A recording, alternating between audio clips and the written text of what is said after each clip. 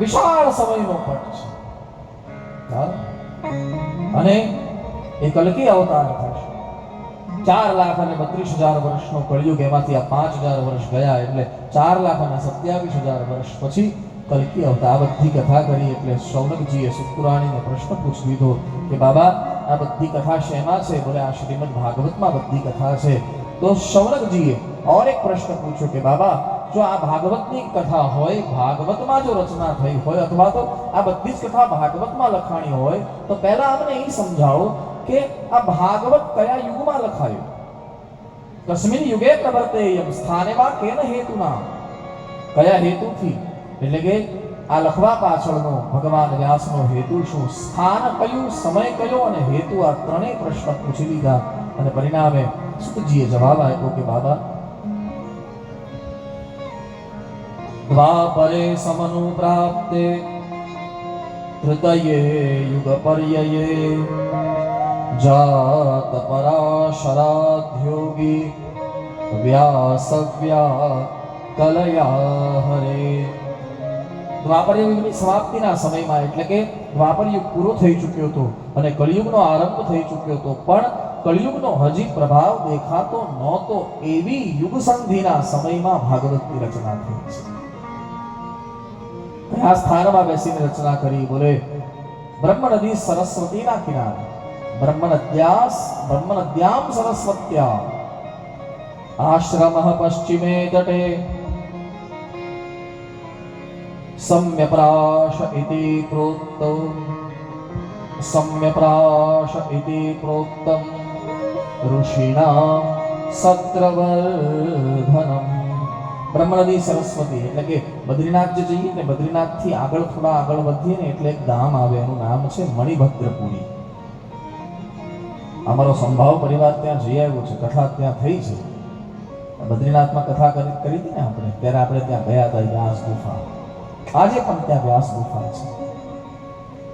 સમ્યપ્રાશ ઇતિ પ્રોક્તમ, ત્યાંથી આગળ વધીએ એટલે માણા ગામ આવે, એ માણાથી આગળ થોડા ચાલીએ એટલે ગણપતિજીનું મંદિર આવે અને ગણપતિ મંદિરથી 100 મીટર આગળ ચાલીએ એટલે ગુફા આવે. એ ગુફાનું નામ છે વ્યાસ ગુફા. ત્યાં બેસીને ભગવાન વ્યાસે આ ગ્રંથ લખ્યો છે બ્રહ્મનદી સરસ્વતીના કિનારે. લખવા પાછળનું કારણ શું? બોલે એક દિવસ ભગવાન વ્યાસ પોતાની ગુફામાં બેઠા છે અને ગુફામાં બેઠા બેઠા અચાનક અશાંત થઈ ગયા. ભગવાન વ્યાસે વિચાર કર્યો, અરે રે મેં જગતના ઉપયોગ માટે આટલું બધું લખ્યું, આટલું બધું કર્યું, છતાં મને શાંતિનો અનુભવ નથી થતો. વેદ એક હતો, એના 4 વિભાજન કર્યા. એટલું જ નહીં, 4 શિષ્યોને ઉભા કરી અને વેદને ભણાયો. આપણે ત્યાં છે ને ગુરુ પરંપરા ઊભી થઈ. ગુરુ પરંપરા કોણે ઊભી કરી? ભગવાન વ્યાસે ઊભી. આપણે જે અષાઢ સુદ પૂનમ કહીએ ને, ગુરુ પૂર્ણિમા, એનું નામ તમે જોજો. એ ગુરુ પૂર્ણિમા તો આપણે લખીએ છીએ, બાકી પંચાંગમાં એનું નામ છે વ્યાસ પૂર્ણિમા. એ દિવસે ભગવાન વ્યાસનો જન્મ છે. વ્યાસ પૂર્ણિમા એક ગુરુ પરંપરા ઊભી થઈ. હા, વેદ છે ને મસ્તકનો વિષય છે. મસ્તકમાંથી મસ્તકમાં જાય. પહેલા વેદ કેવી રીતે ભણાવાતો? એક ગુરુ એના શિષ્યને ભણાવે, પછી એ શિષ્ય મોટો થાય, એનો અભ્યાસ કરે, વધારે અભ્યાસ કરે અને પછી એ એના શિષ્યને ભણાવે. આમ કરતા કરતા મસ્તકમાંથી મસ્તકમાંથી. એટલા માટે વેદને કર્ણોપકર્ણ કહ્યો છે. વેદ કર્ણથી કર્ણમાં જાય એટલે કે કાનથી કાનમાં જાય. હા, વેદનું એક નામ છે શ્રુતિ. શ્રુતિ એટલે શ્રોત્ર, શ્રોત્ર એટલે કાન. વેદ પહેલા મસ્તકથી મસ્તકમાં જતો હતો, પણ મધ્યકાલીન યુગમાં વેદને મસ્તકમાંથી છાપખાના વાળાઓએ પુસ્તકમાં લઈ આવ્યા. વેદ એક ભગવાન નારાયણે વેદનું ગાન કર્યું છે. આ જગતમાં જૂનામાં જૂની ચોપડી હોય, ચોપડી શબ્દ વાપરું છું આપણને સમજાય એટલા માટે, જૂનામાં જૂનો ગ્રંથ હોય તો એ વેદ છે. જે ભગવાન નારાયણના જરા જગતમાં કંઈ નહોતું, ખાલી બ્રહ્માજી હતા. અને બ્રહ્માજીને જ્યારે જ્ઞાન આપ્યું એ વેદ જ્ઞાન ભગવાન નારાયણે આપ્યું છે. એના 4 વિભાજન કર્યા. વેદના વિષય મુખ્ય 3 છે. જરા ધ્યાન આપજો. વેદ 1,00,000 મંત્રનો છે. એના મુખ્ય વિષય 3. એક જ્ઞાનકાંડ, એક ઉપાસના કાંડ અને ત્રીજું કર્મકાંડ. હા, 1,00,000 મંત્રનો વેદ. એમાં જ્ઞાન કાંડના 80,000 મંત્રો છે. બીજો વિષય વેદનો ઉપાસના 16,000 મંત્રો ઉપાસના કાંડના છે અને 4,000 મંત્રો કર્મકાંડના છે. આખો વેદ. વિષય 3 પણ વેદના વિભાજન 4. ખ્યાલ આવ્યો? ના આવ્યો? આવી ગયો? હા, પહેલો વેદ કયો? હા, પહેલો વેદ કયો? તત્રર્ગ વેદ ધર પહેલ. ઋગ્વેદ પહેલો, જે પહેલ નામના સંતને ભણાયો. સામગો જૈમિની કવિ. બીજો વેદ એનું નામ છે સામવેદ. જૈમિની મહારાજને આપ્યું. શરદ દાદાએ જે વ્યાસ મંદિર બનાવ્યું ને ધરમપુરમાં, તો વ્યાસ કુટીરમાં જેનું નિર્માણ ચાલી રહ્યું છે અને આવતા થોડા દિવસમાં એનો શુભારંભ થવા જઈ રહ્યો છે ડિસેમ્બર મહિનામાં. એ જે શિખર બનાવ્યું છે ને, તમે એકવાર શિખરના દર્શન કરવા આવજો. એ શિખર કેવી રીતે બનાવ્યું? શરદ દાદાએ આખું લિસ્ટ આપ્યું કે મને શિખરમાં શું શું જોઈએ છે.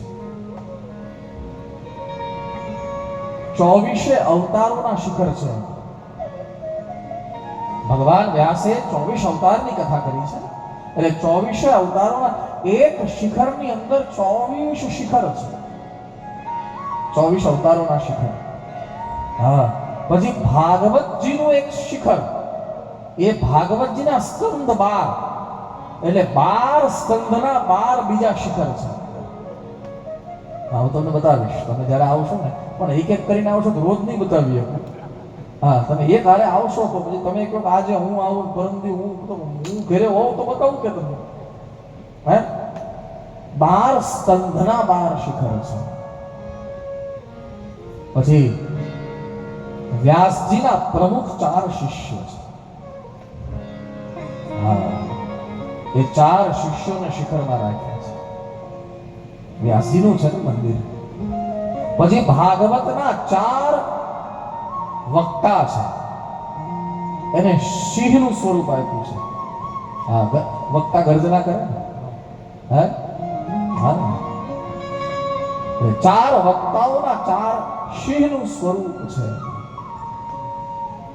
હવે ભાગવત શિખર બન્યું છે. તમે આવો ને ત્યારે તમે મને કહેજો. હા, હું બધું છે, બધું બજારમાં છે. પછી 4 ભાગવતના પ્રધાન શ્રોતા છે. એની પ્રતિમાઓ છે. 4 દેવીઓ છે. બધું જ એમાં છે. બહુ વિશેષ, બહુ ડિટેલ કરીને પછી એ થયું છે. તમે આવજો ડિસેમ્બર મહિનામાં, જ્યારે એનો શુભારંભ થાય, જ્યારે એ મંદિર ખુલ્લું મૂકવામાં આવે, ત્યારે તમને જાણ કરીશું. શંકરભાઈ, આપણે બધાને જાણ કરીશું. હે મોહનભાઈ, અને બધા આવજો. હા, હા, ડિસેમ્બર મહિનામાં. હવે કઈ તારીખ છે એ તો હવે અત્યારે નક્કી નથી, પણ એ નક્કી થશે એટલે હું જાણ બધાને કરીશ.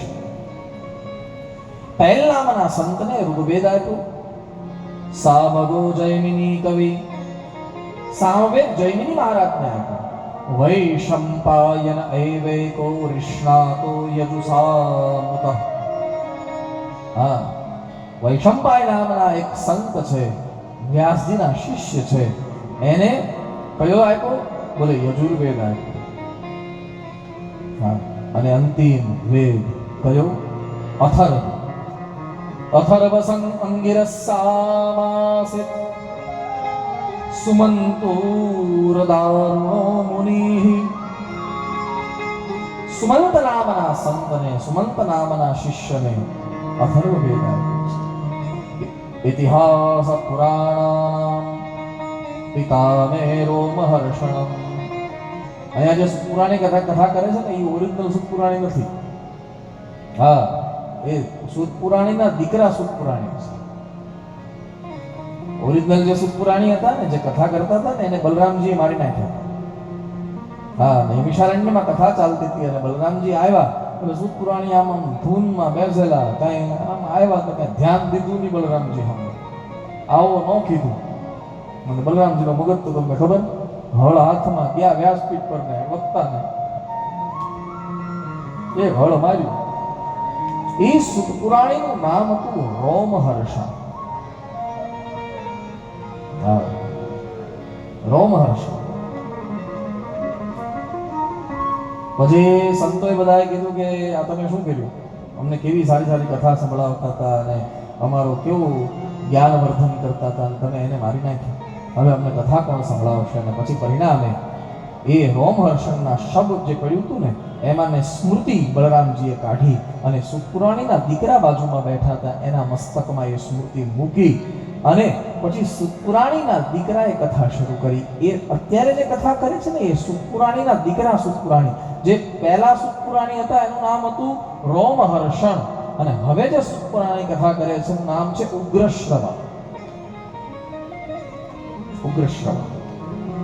હા, આ રહસ્યની વાત કહી રહ્યો છું બધી તમને. મને તો એવી ઈચ્છા થાય કે હું આપણા વિસ્તારમાં કથા કરું ને ત્યારે ઝીણી ઝીણી વાતો કરું, જેથી કરી અને લોક માનસ સુધી સાચી વાતો સરળતાથી પહોંચે. કથાને કથાના સ્વરૂપમાં રાખવી પડે સાહેબ. અહીંયા કઈ તમને દાંડિયા રાસ લેવડાવીને 2 કલાક બચાવીને તમને જમવા મોકલી દેવાય એનું નામ કથા નથી. હા, કથા તો એ છે કે અહીંથી માણસ કંઈક ને કંઈક ગ્રહણ કરીને જાય. એ ઇતિહાસ અને પુરાણ સુતપુરાણીને, એટલે કે અહીંયા સુતપુરાણી જે બેઠા છે ને, એ એમ કહે છે પિતામે રોમહર્ષણ, મારા પિતા રોમહર્ષણને ભણાવ્યા. આ વેદ એક હતો, એના 4 વિભાજન કર્યા, છતાં શાંતિનો અનુભવ ન થયો અને પરિણામે વ્યાસજીએ વિચાર કર્યો કે આ વેદ છે ને બહુ ગહન થઈ ગયા, બહુ ગહન એટલે કે બહુ અઘરા થઈ ગયા. વેદ છે ને બોલવું બહુ સહેલો, સમજવું બહુ કઠિન, બહુ કઠિન. કોઈ વ્યક્તિ વેદ બોલતો હોય ને તો બોલાઈ જાય, પણ એનો અર્થ કરવો હોય ને તો બહુ વિચિત્ર, કારણ કે વેદનું સંસ્કૃત છે ને થોડું અઘરું સંસ્કૃત છે. જે ગમે તેવો વ્યક્તિ એનો અર્થ ન કરી શકે. એટલા માટે તમે જુઓ, વેદનો અર્થ કરવાની બધાને છૂટ નથી. અર્થનો અનર્થ થઈ જાય. ભગવાન કંઈક કહેવા માંગતા હોય ને આપણે કંઈક અર્થ કરી નાખીએ તો આપણું જ અહિત થઈ જાય ને સાહેબ. એટલા માટે વેદનું સંસ્કૃત બહુ કઠિન છે. ઓમ તત્વાદ્યામિ બ્રહ્મણા વંદમાનસ્તદા શાસ્તે યજમાનો હવિર્વેહ અહેડમાનો વરુણે હવોદ્યુષકુર સમાન આયુ પ્રભોગી. આ બોલાઈ ગયું. બોલવો છે પણ તમે એમ કહેવાનો અર્થ કરી આપો તો અઘરું છે. હા, ઓમ નમસ્તે રુદ્રમન્યવ ઉતોથ ઇખવે નમઃ બાહુભ્યામ ઉતતે નમઃ યાતે રુદ્ર શિવા તનુડ ઘોરા પામકાશિની તયાનસ્તન્વા સંતમયા ગિરિસંતા વિચાકશીહિ. બોલાઈ ગયો. હવે શિખા બાંધીએ ને તો વેદનો મંત્ર બોલીએ. ઓમ માનસ્તો કેતનયમાન આયુખિમાનો ગૌધમાનો અશ્વે ગુરીરિકા માનો વીરા રુદ્રભામિનો વધીરઃ વિપવંતઃ સદમિત્વા હવામહે. બોલાઈ ગયો. હવે તમે કહેવાનો અર્થ કરો તો અઘરું. વ્યાસજીએ વિચાર કર્યો કે આ ગહન સિદ્ધાંતોને, આ ગહન ભાષાને કળિયુગનો માણસ કેવી રીતે સમજી શકશે, અને પરિણામે ભગવાન વ્યાસે એ વેદના સિદ્ધાંતોને લઈને પુરાણની રચના કરી. પુરાણો રચતા ગયા, કથા દ્વારા સમજાવતા ગયા. દાખલા તરીકે વેદનો એક સિદ્ધાંત છે સત્ય. એ સત્યને સમજાવવા માટે આખી હરિશ્ચંદ્રની કથા લઈ આવ્યો અને સત્ય શું કહેવાય એ પુરાણ દ્વારા કથા દ્વારા સમજાવી દીધું.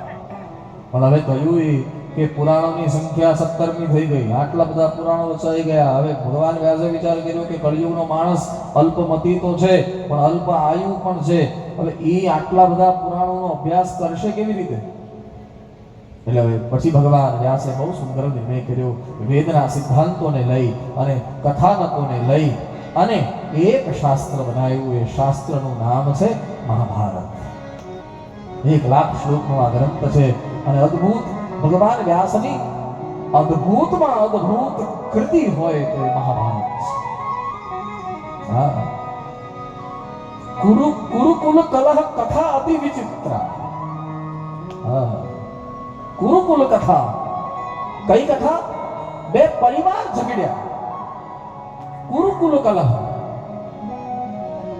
હા, કલહ હોય ને સાહેબ. હા, કાદવ હોય ને શું નીકળે? કાદવ ને ખોદો તો શું નીકળે? કલહ હોય ત્યાં શું નીકળે? કલહ હોય ત્યાં નિંદા નીકળે, કલહ હોય ત્યાં અસત્ય નીકળે, કલહ હોય ત્યાં રજોગુણ નીકળે. પણ કુરુકુલ કલહ કથા તે વિચિત્રા. શ્રીમદ ભગવત ગીતા મંત્રા. એ કલહમાંથી શું નીકળ્યું? બોલે શ્રીમદ ભગવત ગીતા નીકળી. એક એવું કમળ ખીલ્યું 18 પાખડીનું, એવું 18 પાખડીનું કમળ ખીલ્યું સાહેબ કે ભગવાન કૃષ્ણએ અર્જુનને માધ્યમ બનાવીને આ જગતને એક એવો ઉપદેશ આપી દીધો. કુરુકુલ કલહ કથા અતિ વિચિત્રા, અતિ વિચિત્રા. શ્રીમદ ભગવત ગીતા મંત્રા ભાગવતી ચ કથા ચ પવિત્રા. ભગવાન વ્યાસની કૃતિ છે. મહાભારત છે સાહેબ. ક્યારેક ક્યારેક સમય મળે ને તો મહાભારતની કથા વાંચજો. મહાભારતની કથા આમ તો ગ્રંથ બહુ મોટો છે, એક સાથે કદાચ વાંચવું બહુ અઘરું થઈ જાય, પણ જ્યાં જ્યાં સમય મળે, જ્યાં જ્યાં અવકાશ મળે ત્યાં મહાભારત વાંચજો. ઘણા લોકો એમ કહે છે આપણા સમાજમાં કે મહાભારત ઘરમાં રાખવાથી ઝઘડા થાય. નહીં થાય, રાખો. આ બધા છે ને વિધર્મીઓના બધા પ્રયાસો છે કે આપણે મહાભારત જેવા ગ્રંથથી વંચિત રહી જઈએ. બાકી મહાભારત જો ઘરે ઘરમાં વંચાનું હોત ને તો આપણા હિન્દુઓની આ હાલત ન હોત. આપણને સમજાવી દીધું અહિંસા અહિંસા અહિંસા પરમો ધર્મ, અહિંસા પરમો ધર્મ, અહિંસા પરમો ધર્મ. અડધું જ સમજાવ્યું છે. મહાભારતનો શ્લોક છે. કોઈ પણ જગ્યાએ આવે હિન્દુ એટલે અહિંસા પરમો ધર્મ, હિંસા નહીં કરે. હા, હિન્દુનું લક્ષણ છે હિંસા નહીં કરે. બિલકુલ આપણું હૃદય જ નથી હિંસા કરવામાં. આપણે કીડી નથી મારી શકતા સાહેબ. હા, એ તો હવે તો રેકેટ લઈને મચ્છર મારવા બેસી જઈએ છીએ, અલગ વાત છે. ફટાફટ. બાકી હિન્દુનું હૃદય કેવું? બોલે હિન્દુનું હૃદય ઈ જ છે જે કોઈની હિંસા સહન ન કરી શકે, પોતે હિંસા કરે. હા, પણ અડધું સમજાયું છે. મહાભારતનો શ્લોક છે, આખો શીખવાડવાની જરૂર નથી. હા, આપણે કહીએ ને અહિંસા પરમો ધર્મ. પણ મહાભારત એમ પણ કહે છે કે અહિંસા પરમો, પોતાના સ્વાર્થ માટે કરવામાં આવે તો એ અહિંસા પરમ ધર્મ છે. પણ ધર્મ હિંસા તથૈવ છે. ધર્મ માટે કરવામાં આવે એ હિંસા કરવી જ જોઈએ. ધર્મને કોઈ નડતો હોય તો એનું માથું કાપી જ ન થાય સાહેબ. હા, ધર્મને નડતો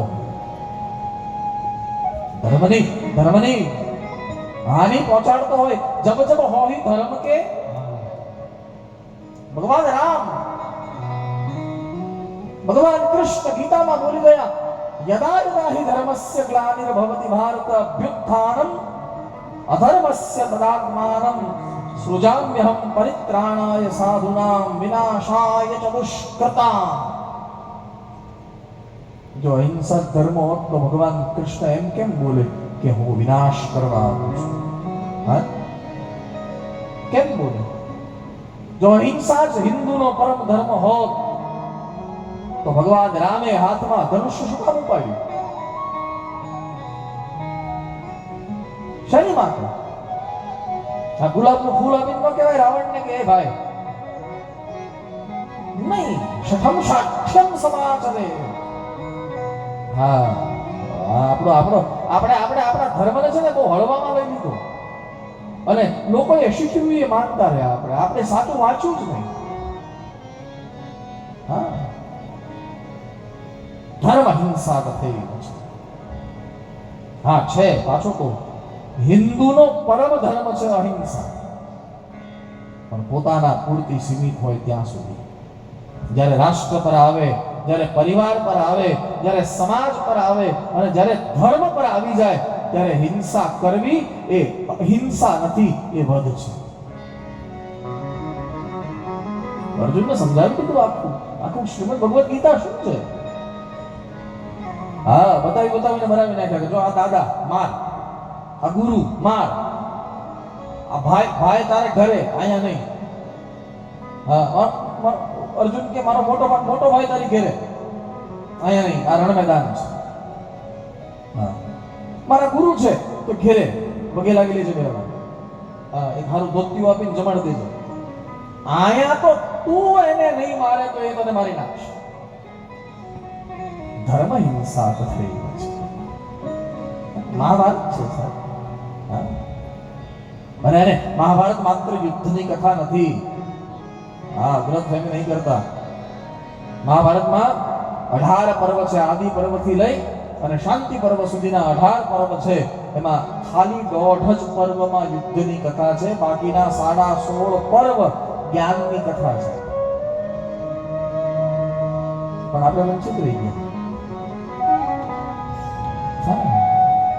આપણે કથાઓમાં ગયા અને કથાઓમાં જે સાંભળ્યું એમાં 2 કલાક રાસ રમ્યા. હા, બહુ મજા આવી. દાળ ભાત બહુ જોરદાર હતા. આમાં લાપસી તો બહુ સારી હતી એમ કરી ઘરે આવી ગયા. કામ પૂરું. નહીં.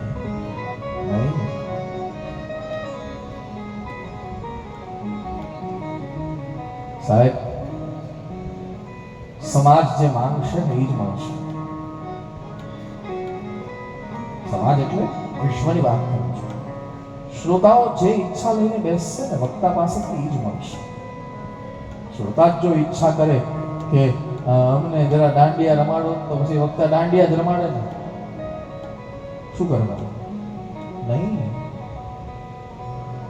બહુ ધર્મની વ્યાખ્યા કરનારા વ્યક્તિઓ, હું તો બહુ નાનો છું, ધર્મ જગતનું બાળક બાપા પગલી કરનારા આપણને શું ખબર હોય છે?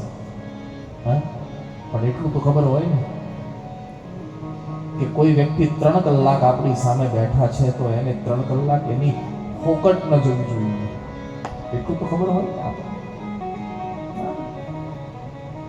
નકર રાસ રમવું હોય તો હમણાં શરૂ ઈંચ વગર શરૂ તમે નાચા કરો, હું અહીંયા બેઠો અને આ એવા કલાકારો છે કે 8.5 કલાક વગાડે. એક એવા કલાકારો છે થાય કે નહીં? હમણાં બધા ઉભા થઈ જાવ કે નહીં? અને હમણાં નાચવા માંડો. કેટલા વાગ્યા? 11. 1.5 કલાક રાસ રમાડું, પછી મોકલી આપું તમને. હાલો હવે દાળ ભાત ખાવા જાઓ. નહીં, આ કથા છે, આ ઓર્કેસ્ટ્રા નથી. આ કથા છે, આ ડાયરો નથી. હા ને? અને જો અમે તો કેટલા અમે હારે જોઈ, અમે ઘેરે હારે જે ઘેરે નથી રહેતા ને એટલા અમે હારે રહીએ છીએ. હા, કોઈને પણ પૂછો, મારી વ્યાસપીઠ, શરદ દાદાની પણ વ્યાસપીઠ કથા સિવાય બીજું કામ નહીં કરે. નહીં. હા, પછી કથાના વિરામ સમયે 5-10 મિનિટ રાસ રમવો એ અલગ વાત છે. કથાના સમયમાંથી બાકાત નહીં થાય. હા, પછી તમે 5-10 મિનિટ રાસ રમી લો, આનંદ કરી લો, જલસા કરો. હા, એ અમારી કથામાં તો ઘણા લોકો આવે ને, અરે બાપા શું કથા, પોતે સૂઈ જાય આવી, પોતે સૂઈ જાય, 3 કલાક સૂવે ને ધૂન બોલાવીએ ત્યારે જાગે ને પાછા અમને ત્યાંથી ઈશારો શું કરે ખબર? એટલે હું જોતો તો તું હોઈ ગયો તો, મને તો દેખાય ને અહીંથી કોણ સૂતું છે, તમને ન દેખાય, મને તો દેખાય. હા, અમારે એક ભાઈ મને પૂછ્યું કપૂતર કે ભાઈ તમે ઉપર શું કામ બેસો, બીજા બધા શું કામ નીચે બેસે, તમે અમારી હારે બેસતા હો તો? મને ખબર કેમ પડે કે તમે જાગો છો કે સૂતા છો? મને અહીંથી દેખાય કોણ સૂતું છે કોણ જાગે છે, એટલા માટે. હા, આ તો ખાલી વ્યંગ કરાવવા માટે કહું, બાકી કથા છે. હા, મેં પહેલા દિવસે એટલા માટે એક શબ્દ વાપર્યો હતો, વ્યાસપીઠ પર બેઠો છું મારા વાલા, કોઈ વ્યક્તિ વ્યાસપીઠને 180 મિનિટ આપે, 3 કલાક આપે, તો વ્યાસપીઠની ફરજ છે કે વ્યાજ સહિત 180 મિનિટ એને પાછી આપી દેવી જોઈએ, ફરજ છે. મહાભારત છે મારા. હા, કુંતાજી અને દ્રૌપદી ચર્ચા કરે, એ તમે જરા એના પર દ્રષ્ટિ નાખો, જીવન બદલી નાખે આપણે. દાદા ભીષ્મ અને યુધિષ્ઠિર ચર્ચા કરે, ભીષ્મ આપણું જીવન બદલાઈ જાય. એક શબ્દ આવી ગયો હોય ને કાનમાં, એક જો સાહેબ તમારું ઘર, આપણું ઘર હોય ને, આપણું ઘર, એ ઘર એમાં કેટલા રૂમ હોય? કોઈના ઘરમાં 3 રૂમ હોય, કોઈના ઘરમાં 4 રૂમ હોય. બંજુભાઈ, આપણા ઘરમાં કેટલા રૂમ છે? 2 રૂમ છે. હવે તમે જ્યારે ઘરની બહાર જાઓ ને ત્યારે 2 રૂમને તાળા મારવાની જરૂર નથી, મેઇન ડોરને તાળો મારી દો એટલે આખું ઘર બંધ થઈ ગયું કે નહીં મોહનભાઈ? આખું ઘર બંધ થઈ ગયું. હવે ઘર જેટલું મોટું હોય એટલો મોટો દરવાજો હોય, હા કે ના? તમે માથું શું કામ હલાવો છો? જીભ હલાવો થોડી. જેટલું મોટું ઘર હોય એટલો મોટો દરવાજો હોય નહીં. જેટલો મોટો દરવાજો હોય એટલો મોટો આગળો હોય. ઘર 2000 ફૂટનું હોય તો કે દરવાજો 2000 ફૂટનો હોય કે દરવાજો 4 ફૂટનો જ હોય?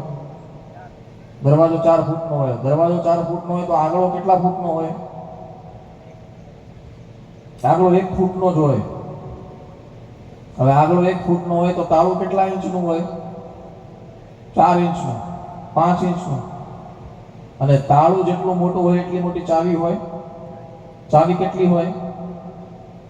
1.5 ઇંચની. પણ તમે સાહેબ જુઓ, એ ચાવી 1.5 ઇંચની ચાવી જો સીધા દિશામાં ફરી જાય ને તો આખું ઘર ખોલી નાખે, અને ઊંધી દિશામાં ફરે તો આખું ઘર બંધ કરી દે. એમ જીવનમાં કોઈ એક વિચાર જો સીધી દિશામાં ફરી જાય ને તો આખું જીવન ખોલી નાખે મારા. અને એક વિચાર જો ઊંધો ફર્યો તો એને જીવન બંધ કરતા વાર પણ ન લાગે. મહાભારત આ શીખવે છે આપણને. પ્રત્યેક વ્યક્તિના જીવનમાં કંઈક ને કંઈક ઝંઝાવાત છે મહાભારતના પાત્રમાં. તમે જુઓ, પાંડવોને સુખ નથી મળ્યું. પાંડવોએ પૂર્ણ સંઘર્ષ કર્યો છે પોતાના અધિકાર માટે, પણ છતાં કંઈક ને કંઈક ત્રુટિ રહી ગઈ છે. અર્જુન ભગવાનનો મિત્ર છે, ભગવાનની સાથે ફરનારો વ્યક્તિ, પણ છતાં એના જીવનમાં ભૂલો છે.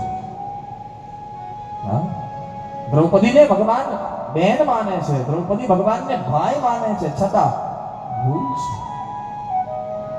અને વ્યાસજીએ આ બધું એટલા માટે લખ્યું છે કે ભલે ભગવાનની સાથે રહેતા હો પણ ધર્મ જો ચૂક્યા તો તમારી પણ દશા થઈ જશે. એનું નામ છે મહાભારત. વહી તો મહાભારત.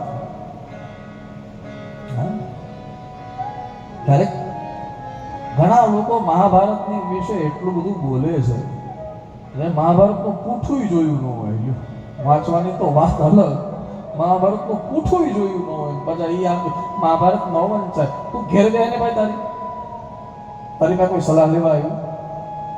કોઈ વિદ્વાન એમ તમને કે કોઈ જે જાણકાર, અમે આજની શરૂઆત જ કરી. મહાનુભાવ કોને કહેવાય? જેને આપણા કરતા વધારે અનુભવ છે એને મહાનુભાવ કહેવાય.